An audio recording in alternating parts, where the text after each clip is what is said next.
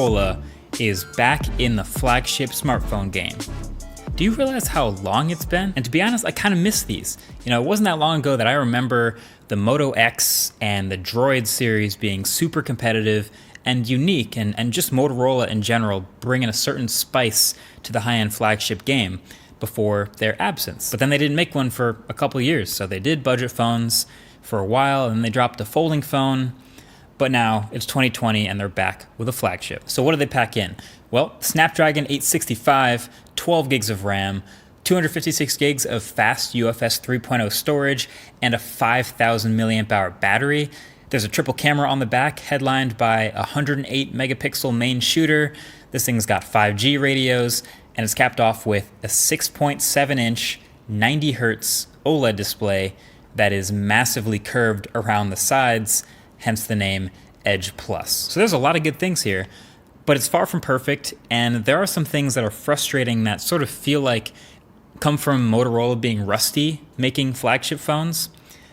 And we got to talk about the whole curved display thing. But first of all, I mostly really like the way this phone's built. You know, it's metal and glass like any other flagship, and it has some character with the curves in the top and bottom rails that I like.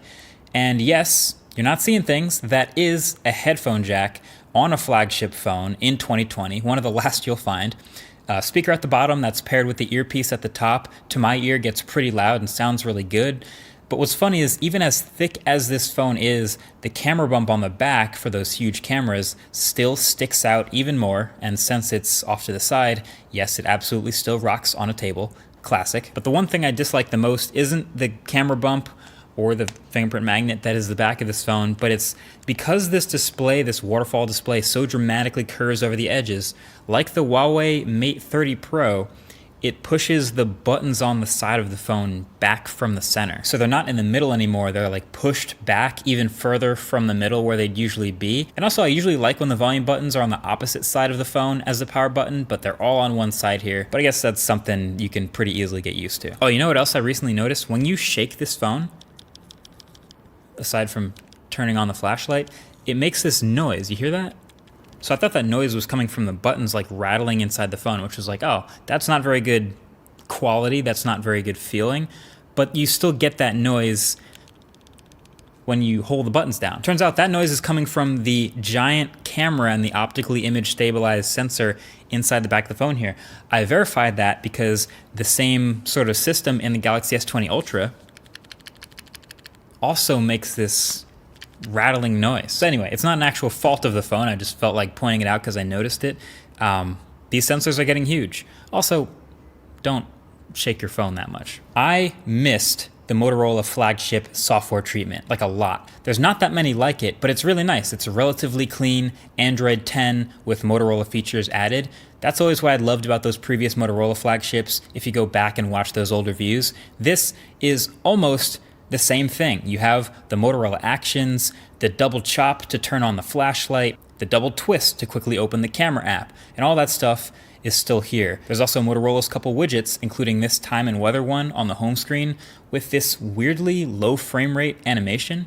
But it's still pretty much mostly what I would expect, but I guess they've gotten a bit rusty because this Verizon exclusive phone has more bloatware pre-installed than I've seen on any premium phone in a long time. I actually didn't uninstall any of them yet, so you can see them all here, but it came with all these games, 2 different versions of Candy Crush, the Verizon Cloud app, a digital secure app, there's Disney Plus, and then another game, and then another game. Sheesh, I didn't know initially if this is a Verizon thing or a Motorola thing.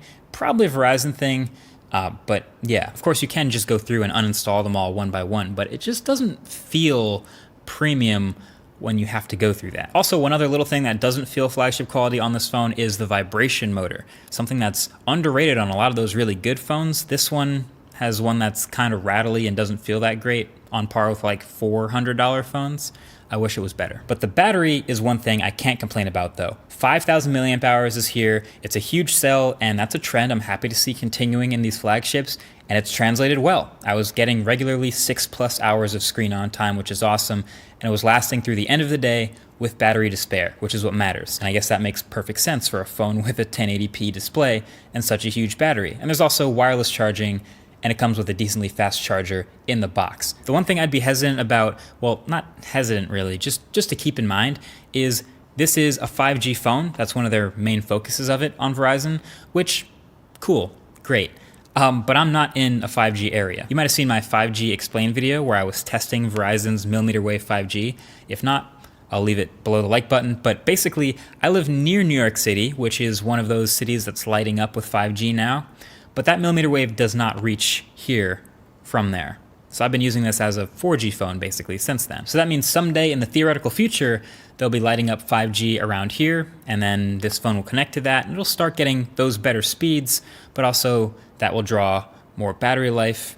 You know, how much more, we don't know, but that's why 5G phones have all had mostly bigger batteries. But generally, 5,000 milliamp hours, I'm not complaining. And then this camera, 108 megapixels. Now you might be thinking, wait a second, we've seen that number before, and you'd be right. Galaxy S20 Ultra, Mi Note 10, this is another 108 megapixel main camera.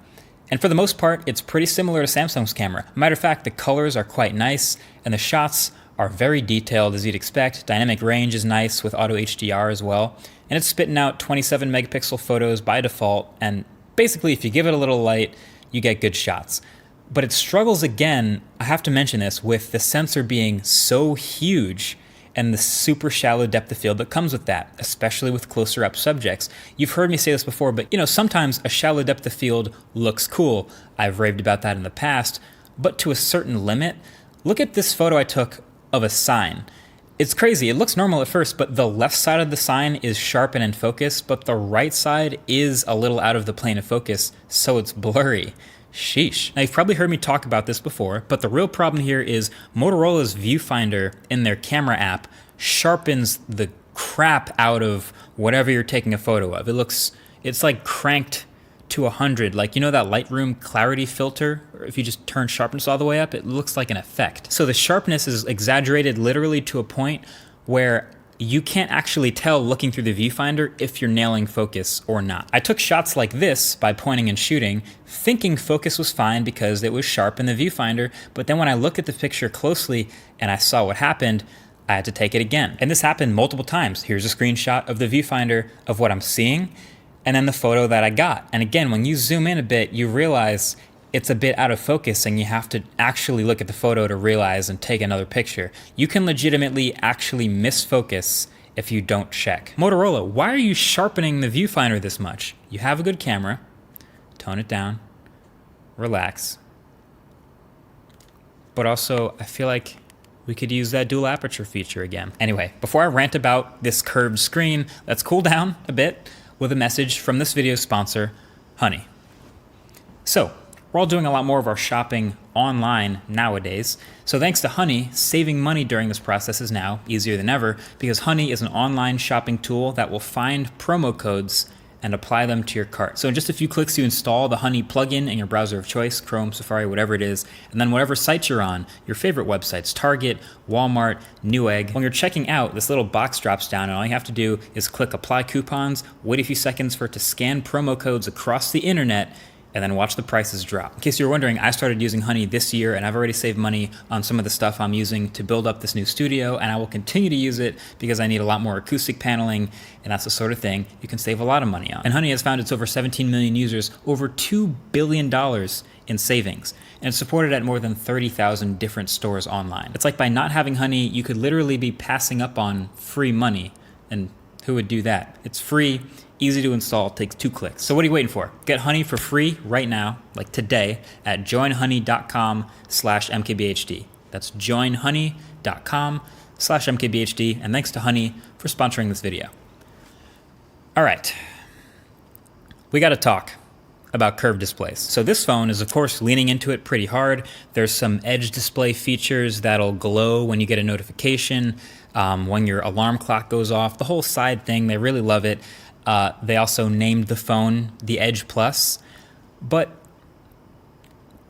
can we stop? I hope the world can see now what's really going on out here, because it's getting ridiculous. It's really ridiculous. Like there was a day a few years ago where every smartphone display was pretty much flat. But as we start to reach out towards those edges and shrink the bezels a bit, Samsung tried one of the sides rolling over the edge because, hey, they're Samsung and they can try stuff. Tossed a news ticker and some stocks over there and some quirky features on the side, and suddenly it was a hit. People loved it because it looked cool. And next thing you know, their next phone has both the sides flowing over the edges, and we're loving it. And other companies are scrambling to figure out how can we get our displays to do that too. Meanwhile, accidental touches start to become a thing, but you know what, it's early. They'll iron that out. But that never really fully got ironed out. Now don't get me wrong, it still looks super cool. That's the whole point. This is prime form over function, but it turns out that curve over the edges, it doesn't really seem to be worth the extra cost and the extra accidental touches we still get, no matter how much they've worked on this palm rejection software. And so now, if you look back at Samsung's newest flagships, the Galaxy S20 is one of the first ones going back to flatter displays. Turns out, it's okay to roll back on some things. We had capacitive buttons at the bottom of phones for a long while before we just stopped that completely. You don't see it anymore. We've had ring flashes, we've had branded bezels, we've had flaps over ports for better water resistance, but all of those things we slowly realized there's better ways to do that, or this isn't the best idea, and now they're gone. It's okay to roll back on things. And so this is my formal petition to realize that these curved over screens, at least these extreme ones, these 90-degree waterfall edges, we can work it back. Thanks for coming to my TED Talk. Also, not to pile on, but this is the worst fingerprint reader I've ever seen under glass, ever. Like, I really don't know what happened here. I've tried re-registering my fingerprint twice using a different finger, but this reader gives me the most failed attempts and the slowest average speed I have ever seen in an in-glass fingerprint reader. So, couldn't leave that out. So to sum it all up, I've liked using this phone, but I didn't love it. And when you start to shop around and compare it, like the OnePlus 8 Pro that I just came from has a higher resolution, a higher refresh rate screen, a better quality screen overall.